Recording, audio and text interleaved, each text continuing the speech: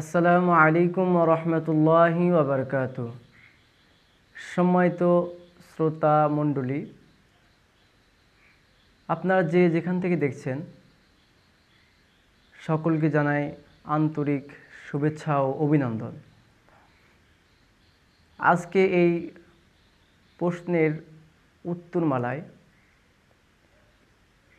আমাদের এক ভাই প্রশ্ন করেছেন যে মৃত ব্যক্তির নামে কোরবানি করা জায়েজ কিনা, এই সম্পর্কে তিনি জানতে চেয়েছেন।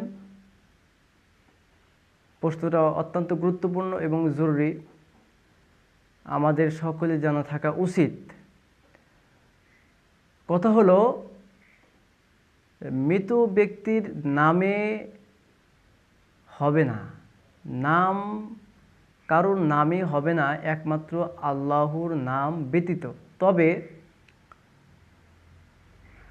কারোর নামের পক্ষ থেকে, যে অমুকের পক্ষ থেকে, আমার বাবার পক্ষ থেকে, আমার মার পক্ষ থেকে, আমার ভাইয়ের পক্ষ থেকে কোরবানি করলাম, এটা মুস্তাহাব, এটা করা যাবে। কারণ এই মর্মে আবু দাউদ শরীফের হাদিসের ভিতরে আল্লাহর হাবিব সাল্লাল্লাহু আলাইহি ওয়াসাল্লাম তিনি হযরত আলী কাররামাল্লাহু ওয়াজহু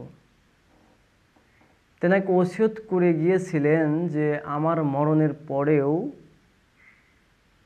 তুমি আমার পক্ষ থেকে কোরবানি করবে।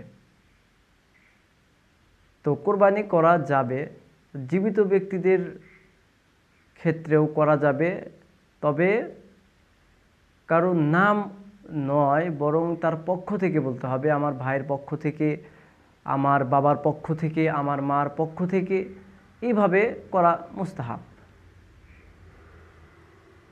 কোরবানি এটা খুবই গুরুত্বপূর্ণ একটা বিষয়। কোরবানি যারা সমর্থবান তারা অবশ্যই কোরবানি করবে, আর যারা সমর্থবান নয় তাদের উপর জরুরি নয়, তবে সে কোরবানি করার ইচ্ছা করলে সে করতে পারে। আর একটা কথা, যে কোরবানি করার ক্ষেত্রে অন্তরের নিয়াত,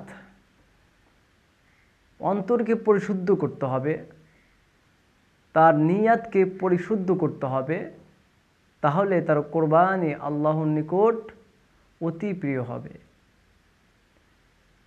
কোরবানিটা আল্লাহর কাছে খুবই গুরুত্বপূর্ণ এবং প্রিয় একটি আমল, যে সম্পর্কে আল্লাহ রাব্বুল আলামিন সূরা কাউসারের ভিতরে বলছেন, ইন্না আ'তাইনাকাল কাউসার, হে নবী আপনাকে হাউজে কাউসার দান করা হলো। ফাসাল্লি লিরাব্বিকা ওয়ানহার, কারণ আপনি নামাজ আদায় করেন এবং আপনার প্রভুর সন্তুষ্টির কারণে আপনি কোরবানি করেন। তো কোরবান শব্দের অর্থই হচ্ছে আল্লাহর সন্তুষ্টি অর্জনের যে মাধ্যম, যে প্রক্রিয়া, আল্লাহর রাস্তায় এরকম নিজের সকল কিছুকে ত্যাগ করে দেওয়া। এই কোরবানি আদম আলাইহিস সালাতু ওয়াস সালাম থেকেই শুরু হয়ে বিভিন্ন নিয়মের মাধ্যমে এটা সংগঠিত হয়েছে।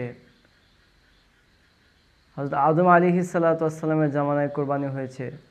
তবে আমরা যে মিল্লাতকে অনুসরণ করি, ইব্রাহিম আলাইহিস সালাতু ওয়াস সালাম তিনি তেনার ছেলেকে ইসমাইল আলাইহিস সালাতু ওয়াস সালামকে জবাই করার জন্য মিনার প্রান্তরে যে নিয়ে গেছিলেন, আমরা সেই ধারাবাহিকতায় আমরা এটা সুন্নতে ইব্রাহিম আলাইহিস সালাতু ওয়াস সালামের সুন্নতের সেটাকে অনুকরণের মাধ্যমে আমরা এটাকে পালন করে থাকি। আর এটাই সুন্নাত। আল্লাহর হাবিব সাল্লাল্লাহু আলাইহি ওয়াসাল্লাম হাদিসের ভিতরে এটাই নির্দেশনা দিয়েছেন। আল্লাহর হাবিব সাল্লাল্লাহু আলাইহি ওয়াসাল্লাম তিনি একটা দোয়া করতেন কোরবানির সময়, বিসমিল্লাহি আল্লাহুম্মা মিনকা ওয়া লাকা ওয়া আল্লাহুম্মা আন মুহাম্মাদিন সাল্লাল্লাহু আলাইহি ওয়াসাল্লাম।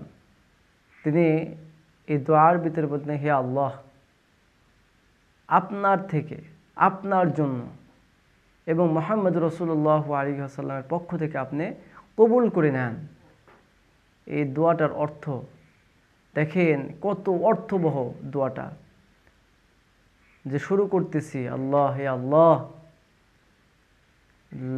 মিনকা আপনার থেকে, ওয়ালাকা আপনার জন্য। কারণ হচ্ছে যে আপনি কোরবানির পণ্যটা যে কোরবানির পণ্য, যে কোরবানির যে আপনি পশুটা জব করবেন, এটা তো আল্লাহর পক্ষ থেকে আসছে।